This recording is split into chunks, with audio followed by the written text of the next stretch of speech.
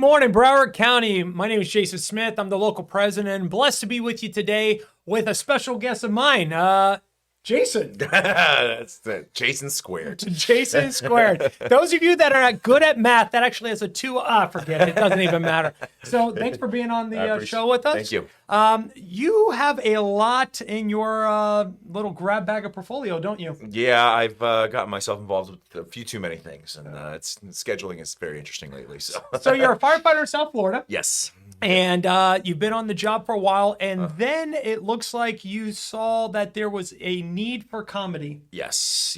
Talk to us a little bit about that. So I think there's one of me in every department across the world. That guy that's constantly joking a little bit too much, and I got really lucky. I started creating some videos and throwing them out on the internet. It all started off with me hunting for different people, but the one that kind of people really enjoyed was hunting for paramedics via their natural mating call, which is complaining. And that's not what I called it, but we'll say complainers for PC purposes. But it was people really enjoyed it. They love, it's relatable comedies. Like everybody across the world, no matter what kind of first responder you are, you deal with the same stuff. So just created the videos. People enjoyed it, and thankfully it's become something cool. So that is, it is. It's very neat. What's one of those links that someone could go ahead and click on and sort of see some of the portfolio videos that you have up there? Yeah. So any Fire Department Chronicles on any channel at all, either YouTube. I'm on the TikTok now. I don't dance, but I'm on there. Instagram, Facebook, pretty much anywhere you search Fire Department Chronicles, you'll find it. Very cool. Yeah. All right, so there could be a lot of kids out there, and last time I personally went to one of those, it's not really a show and tell anymore, but definitely it's like a what do you want to be when you grow up, sort of bring the careers in. Yeah. And I was there, and I expected tons of firefighters, pilots, all this, and all I heard was a YouTuber and a gamer. So for the YouTubers out there, how did you sort of know what to do and how to do it when you started doing these videos? Because there's a lot of legal things, right, that play into the back of it? Yeah, a lot of trial and error. That's what I guess. A lot of trial and error. But no, I mean, for the most part, you want to keep your own material yourself. Don't steal other people's content or anything like that. And if you are gonna become, there's a lot of people that do reviews, like reviews on TV shows or reviews on different stuff.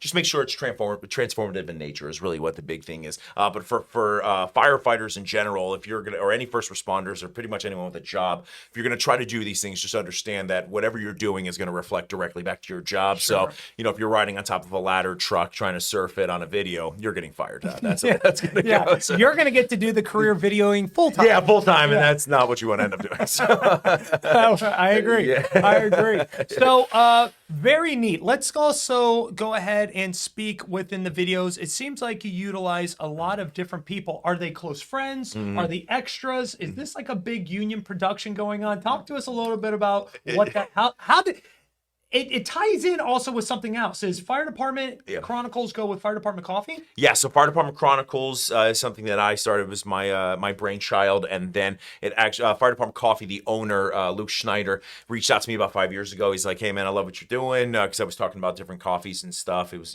Sins at the time, but I was talking about that. And he's like, "Hey, I'd love to work with you." So he sent me the coffee. I loved it. It was the stronger I made it, the better it tasted. And eventually at the time I was just going to represent them, and now I'm the vice president and part owner. So awesome. Yeah, it's been very, very cool. So but yeah, no union productions. Definitely not union in any way, shape, or form. But in fact, it's me playing every single part in 99% of the videos. But any of the larger productions, we found a guy named Bryce. This guy does Fritzl Media. It's very, very cool stuff. This guy's incredible. A lot of slow motion action shots that this guy can do, like literally capture bullets coming out of guns, super slow motion stuff. So incredible guy, incredible videographer. We started working with him. So I write all the scripts and do the producing and help him with some of the editing. But it's the large productions when we have to do it, but most of the time it's just me doing it myself. So it takes a lot to get to a place that, number one, you feel comfortable, not only in front of people talking, but the camera. A lot of times people don't understand how many takes that there are behind the scenes and redos. And so with you seem very fluid, very comfortable. Was this something that you've always had growing up as a kid? You were just like, available to enamor people? You just had the idea and could play it out, or was this something that you didn't know was in you, and then you started to it just sort of happened? I mean, I've always been a class clown. My teachers hated me. That was 100%. In fact, one of my good friends, Chris Caputo, his mom was a substitute teacher, and I remember she was my substitute teacher for years prior to me, he and I hanging out. And I remember the first time I went over his house and found out that his mom was my substitute teacher, and she was not too happy I was there. So she's like, "You're not going to be friends with him." No, yeah, it's again a lot of trial and error, a lot of stuff. I was always joking and stuff, but I didn't realize that I could do any of the acting or anything, which I'm not an incredible actor, but I can play some things. And but a lot of it has just been the learning process. But I think the biggest thing for anyone that's getting into social media, any influencing, anything like that is having a level of realistic expectation. TikTok is kind of, in the beginning, people would put a video out of them eating a peanut butter and jelly sandwich, and it would get 18 million views, and then that was what they thought was going to be forever, and that's just not true. You got to constantly keep revamping yourself, find new things to do. I started doing green screening, then I started doing my my now very short film series where it's literally 20 seconds long, and it's just a funny little like dad joke kind of thing. So yeah, whatever you're doing, just try to kind of constantly revamp it, constantly massage it and change it, and see what you can do. And if you have a video that bombs, it is what it is, then you'll have a video that explodes. So just goods with the bads. Absolutely. Yeah. So what I want to do is I want to take a break, go to our sponsors and all of our partners. But when we come back, I want to talk about that one key word that you said, the influencer piece. I think that's very neat. It's a neat word. I want you to sort of talk a little bit about that. But if we can, we're going to go to the partners that make this happen.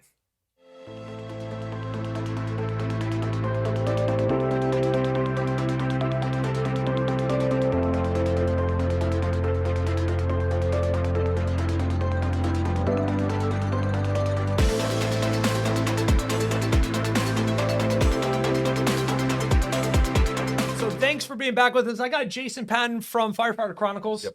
Pretty cool. Very neat to have you with us. And one of the things that you do is you influence people. And now that word is associated with basically being able to grab a lot and really sort of steer or navigate. Is that fair to say? Yeah, I think influencers in general, it's a good and bad thing for a lot of people. I think it's weird being called an influencer, but it really, depending on how you're depicting these videos, what you're creating, you really can create influence in the market itself or in the genre that you're in. And that's why for me, a lot of it is like just general comedic stuff, getting people to laugh, having a good time, because we need that in life, especially these days. But for you make a choice. You can either use that as for all selfish purposes, or for me, I got lucky. I happened to I had some mental health issues, and I was able to steer this towards the mental health side of it. So influencing is incredible. It's powerful.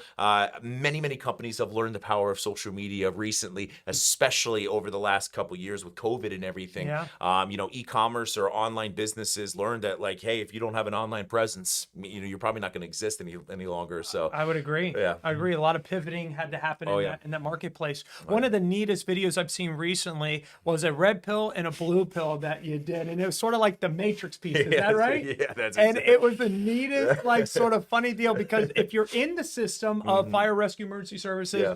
there is a clear line of separation of one that eats fire and the other one that is a road nurse, Yeah. right? That would be fair to say. 100%. All right. Yeah. So it was sort of neat how you depict that and put that together. Just such a neat and funny little piece there. I appreciate it.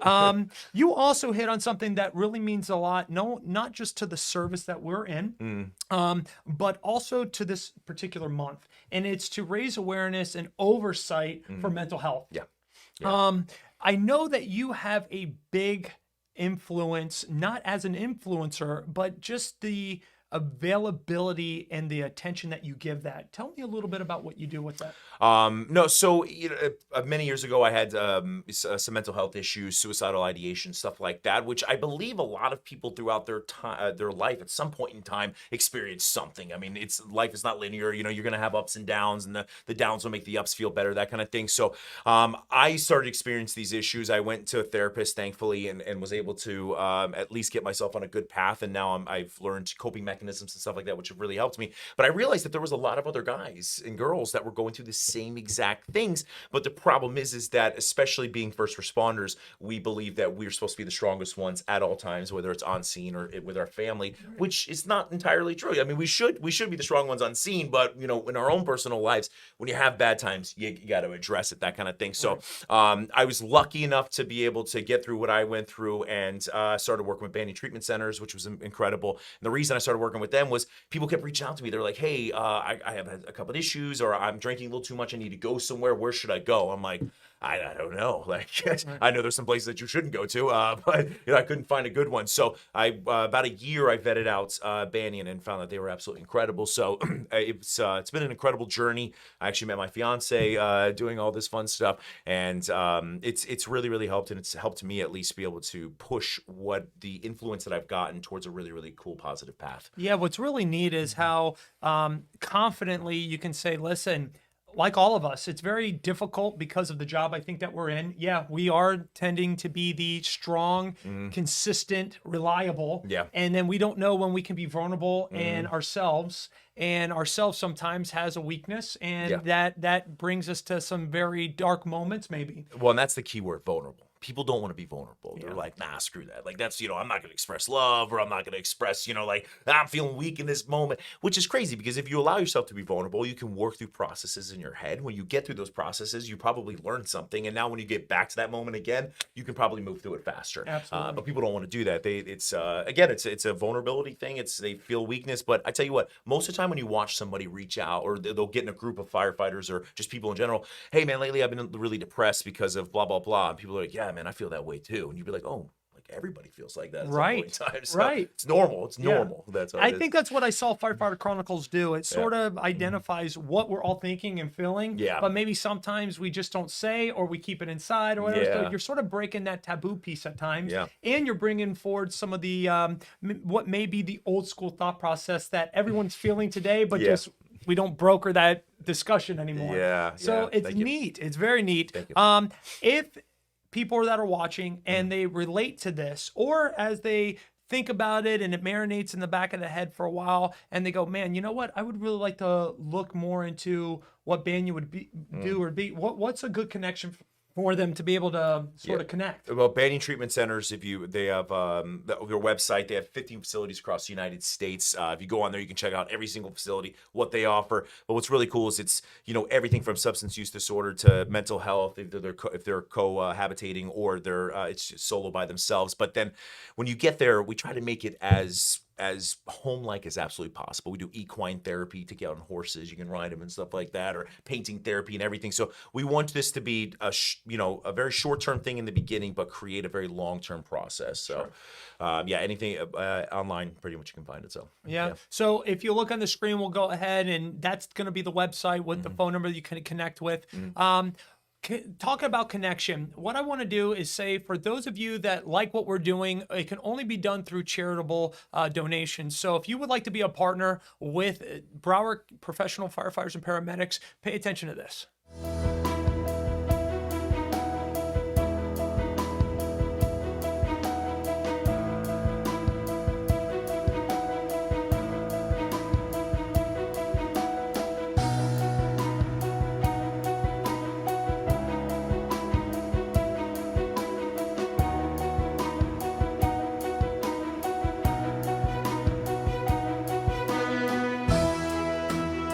Thanks for coming back with us, and have Jason here from Fire Department Chronicles. It's absolutely amazing to be able to have someone that has, how many followings do you have at this point? All social media platforms together, it's about 2.6 million right now. So +1. Yeah, plus one. +1. Wait, you weren't following me before? Well, I'm just kidding. I can't answer that. I didn't want you to think I was trolling you. No, it's good. It's good. Yeah. I got to build the anticipation. The friendship first has to be there for the commitment. I right?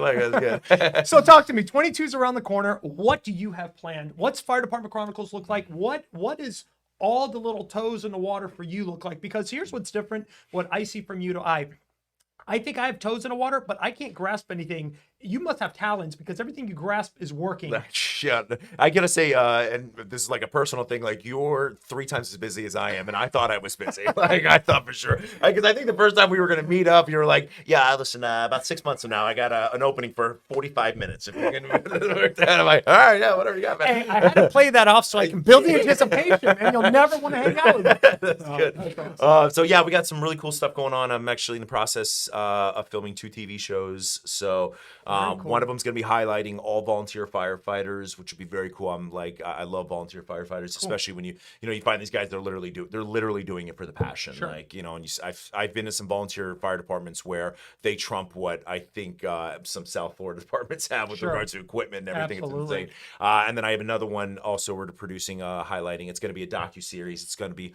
all about career firefighters, what they're doing, how the calls are running, EMS fire, everything. So in the process of doing that, hopefully those will come together in 2022, and then just trying to produce as much fun videos as I possibly can. Yeah, let me tell you what, those videos that you're producing, absolutely, I think for those segments, you're nailing the amount of time, the attention span, there's a laughter, there's a connection, it makes sense. Thank you. So you're nailing that. Thank you.